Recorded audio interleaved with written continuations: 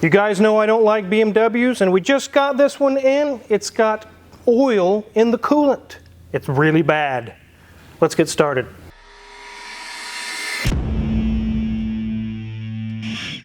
This is a 2013 BMW 535i with the 3-liter inline 6. The customer brought it with concerns that there is oil in the coolant. We were thinking maybe a little bit, but we're going to show you today it's really, really bad. We're going to discover, is the engine toast? Is there something wrong with the head gasket? We're going to figure out what in the world is going on with this. And this happens so much with my BMW customers. It's why I don't like them. It's not the customers I don't like with these cars, it's the cars themselves. No matter if you maintain them or not, they just have a lot of design flaws. There's always coolant leaks, oil leaks, or the mixture of the two, or things going on over and over and over again.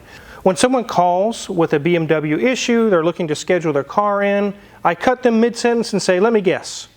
Coolant leak, oil leaks, and they say, yeah, big leaks, every time. This one's leaking together. They're mixing. We're going to figure out why. Let's take a look around this really nice 535. So here's the front of this 535. It has a very aggressive styling. I actually like this. This is before BMW had the kidney grills that are this tall. They actually look really nice on this one. Go around to the side. You can see it's kind of a alpine white color. I'm not sure what the name of it is. It's got nice 5-spoke wheels. As you come around to the back, you can see it's not damaged, it's not beat up. It's a little dirty, it's got some leaves and stuff on it, but it's not anything seriously wrong with it as far as the body is concerned. It's in very good shape, as you can see. Let's jump into the interior. So here we go, ladies and gents. Yes, it does have a coolant problem. It definitely needs a refill, but let's go ahead and push the start-stop button. Oh, good grief. It says service due since September of 2024. Yikes. This is one of the reasons Wizard has issues with some BMWs, is some of that delayed maintenance, but it has 104,533 miles. So gauge cluster is very nice, very orange, but we'll go ahead and turn that off, save the battery on here. It does have easy out as well as the steering wheel did move for us, but as we move up, the dash is in really nice condition. No brakes, nothing going on. As we move down, we do have some nice wood trim that wraps all the way across the entire dash, all the way to the other side and even onto the door cards. As we move back to our center section, you'll see we have two vents. We have our controls for the radio. We have controls for our HVAC system, a couple of cup holders with a nice little accent light around the cigarette lighter, aux port, whatever we want to call that today. Move back, we've got our gear selector. We've got more controls for the infotainment system. We have more wood accents as well. Nice little ashtray there, looks brand new. And nice, we've got a locking center console box. And it looks like we have the pot of gold down there illuminated by that nice little amber accent light as well. So, lock that up, go. Seats are leather and they are a nice dark charcoal, almost a black color. Very comfortable, not a lot of bolster on the side, have adjustable headrests, have more again of that wood trim that's wrapping around, and the door card is looking very nice. As we look at the back seat, you'll see that wood trim has even extended all the way through to the back door panel. The seats are in good condition, nothing crazy going on, everything looking very nice. The headliner has a very nice, kind of a rough texture to it, but it's in good condition, no rips, no tears. And here we are at that steering wheel, got our lovely BMW logo in the center, looking very nice. All of our buttons are in good shape as well. So enough of this interior talk, let's see what's going on underneath the hood. So as you can imagine, this is going to be expensive. What is wrong with this car? You can see that Mrs. Wizard showed you guys that it's showing it's low on coolant and also hasn't been serviced since last September. There's a lot of push for BMW and Jaguar, Land Rover. A lot of companies today are pushing for these 10 and 20,000 mile oil changes. And here's what I think about them. Malarkey. Don't follow that. That's garbage. Any oil, I don't care what brand of oil or how high-tech the oil is, when it gets that many miles on it, it starts plasticizing all of the O-rings, all of the rubber gaskets, all of the rubber everything, and then leaks start. I do 3,000 to 5,000 mile oil changes. I don't care what the manual says. I don't care what the dealer says. Around 5,000 miles, regardless of brand.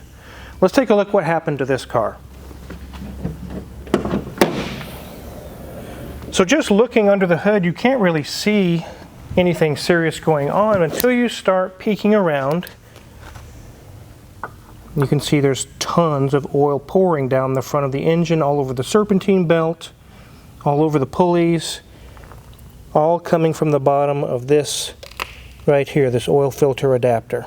So that's a very common leak on a lot of BMWs, but that doesn't explain why there's oil in the coolant. We do see oil pouring down the front of the engine, but let's take a look inside the coolant reservoir. You're going to be shocked. Look at that, Mrs. Wizard. Oh, wow. It's just like the Land Rover Discoveries with the head gaskets blown. Yeah. Bunches of slime in there. It looks Yikes. like this milkshake brings all the boys to the yard. It's serious milkshake in there. So how do you know that's not barge leak or somebody dumped some kind of additive or chemical in there? It's usually that you can smell it. Anytime that anyone's put barge leak or any kind of additives into their cooling system to try and stop a coolant leak, it smells exactly like someone's chewing skull or some kind of tobacco product, and they've spit it out into a can, and you smell it. It smells that minty, tobacco-y, it smells just like that. But this one doesn't.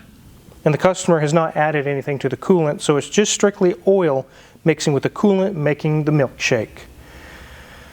So let's play the game. What's going on here? What's wrong with this engine? Is it A, a blown head gasket? Is it B, a cracked engine block? Or is it C, just a simple gasket that's cracked? Let you guys put in the comments what you think it is, and now we're going to dive into what's wrong. So is it A, a head gasket? The answer is no. We've actually done a compression test on this. Everything's clean inside where you pull the spark plugs. There's nothing going on with that. Is it B, a cracked block? We pressure tested the cooling system. It does have a leak because of a hose that's torn. Once we patch that up, it will hold pressure all day long. So it's not that. If you guess C with a gasket that's blown, you are correct. It's not a head gasket though. Here's a picture here.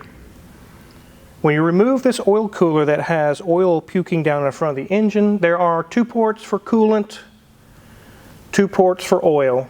They're not supposed to mix at that point. But when the seal goes bad, this is what the seal looks like. It's a little $5 gasket. It starts allowing to intermingle right there at the oil filter adapter.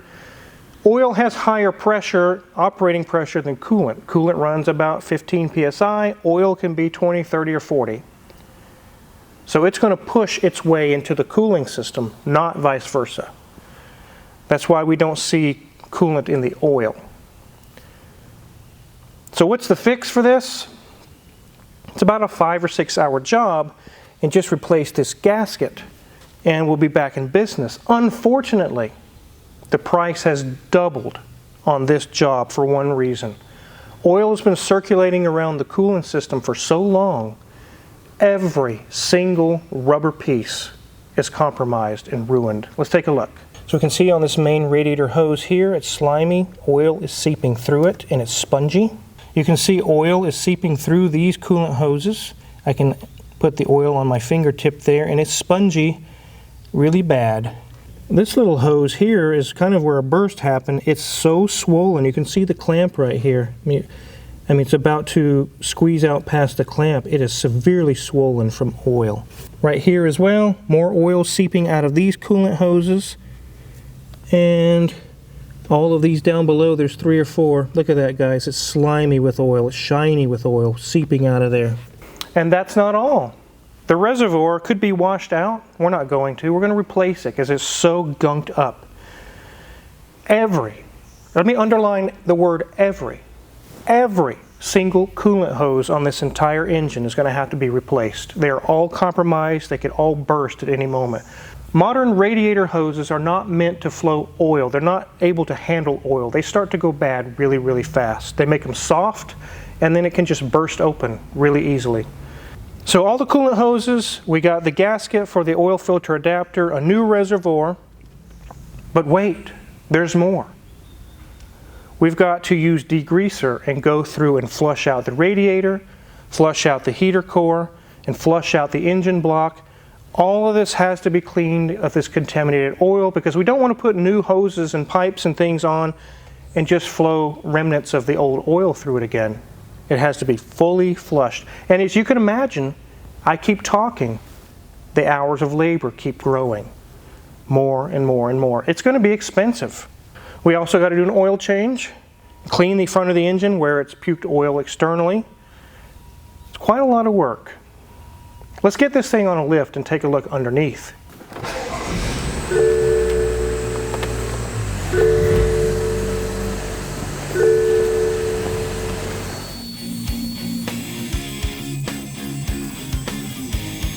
One thing to keep in mind with modern cars, they have these shields or panels on the bottom, is you could have a small oil leak that leaks for a long time and you never see a drop on the ground. This entire panel is coated in all the fluids that have been leaking, and you can really see it's soaking wet. Let's take a look. We can see it's also, this like a fiber material. It has absorbed all of the leak. So this is an awful lot of oil and other fluids and things that have been leaking. It's been soaked up by these panels. It's all the way back here. My fingers are wet from touching it. That's coolant. It can be deceiving, guys, where you've leaked quite a bit of fluid out and you say, well, I don't see anything on the ground. It's because it's up in here. Literally soaked into the panels. So, let's take a look at the suspension while we're under here. Our brake pads have about 20% remaining. I don't see anything loose or leaking on this side. Brake pads about 20% remaining here, maybe a little less. We have nothing loose or leaking on this side. So we don't see any oil really that's been spraying here. I do see a tiny bit on this harmonic absorption device here. It's a little rubber, it's a little bit of a spray going on there. But again, it's still wet all the way back to here. You can see the dirt it's collected. This is all wet coolant. Yuck. We have our dual exhaust going into a resonator chamber. Still dual out the back. And then our CV boots look good. I don't see anything leaking from the differential. Our back brakes are about 60% remaining. Sway bar links are good. CV axles are good. Brakes are 50-60% remaining on here. Nothing loose there. Our CV boots are good. Everything looks good. So we don't see a whole lot going on with this car. It may need some front brakes soon, but we need to definitely address the serious issue of the coolant and oil mixing. That's a bad deal. Let's get this thing on the ground. So they're very, very lucky this is not a blown head gasket. A head gasket, when it blows, there's a port for coolant, there's a port for oil, there's a port that seals compression for the pistons, and things can go wrong and start mixing the fluids and mixing compression and things that shouldn't go. It could be a head gasket, which would be a big job on this, a very expensive job. We've proven that that's not the case, and it's just going to be the oil filter adapter gasket, which is still a gasket. The same thing's going on, but luckily it's not involved with the internal engine components going on. So this is one of those situations you really want to take your vehicle to a trusted mechanic, because they could open that coolant reservoir and see the oil mixing into the coolant and say, you're done, bro, you need a new engine. It's going to be $17,000, which on a BMW, the engine itself can be $10,000. Yeah, you need a new engine, bro. And it's completely not what's wrong with this vehicle. Is it going to cost 17 grand? No, it's still going to be around 3. But this customer is very lucky that it wasn't some major catastrophe with internal engine failures or something like that. I actually sent some pictures and our data to Car Ninja, Johnny at German Motor Works. He said, Wizard, I do these a lot. It's always the oil filter adapter gasket. He said, I do these like clockwork. They're so bad. And I said, why doesn't BMW fix this by now? They've been doing this for decades. He's like, I don't know, but it makes me money. So that's why I don't like BMWs. The customers are, they get things happen to them. They really don't deserve this. But it has to be fixed. We still are going to have to flush all the radiator, the heater core, the engine block. We have to pull the oil filter adapter off, all the coolant hoses. It adds up really fast, 200 here, 300 there, 100 here. And you start getting the list together. And I actually was surprised when I got it together. I was like, this is going to be 3 grand when you add in all the labor. We called the customer and said, hey, we don't have to do anything if you don't want to fix it, but it's going to be 3 grand or more to fix your issue here. He said, I'm glad that it's not more than that. He says, I don't have a choice. It's a nice car. I want it to run again. I want to drive it again. Let's do it. It really didn't even bat an eye at the price. So is it worth it? Absolutely. It's 100% worth it. This is not a $5,000 car. This is 20 or more. If you're curious what kind of tools we're going to use to fix this oily, mucky mess in the engine bay or any other car in the shop, check our Amazon affiliates link in the description below. A lot of the tools we use in the shop are listed for sale there, and if you purchase anything, we get a small cut and really appreciate it. And make sure to hit the subscribe button because there's more cars rolling in as we speak, which means more videos for you guys. Thanks for watching.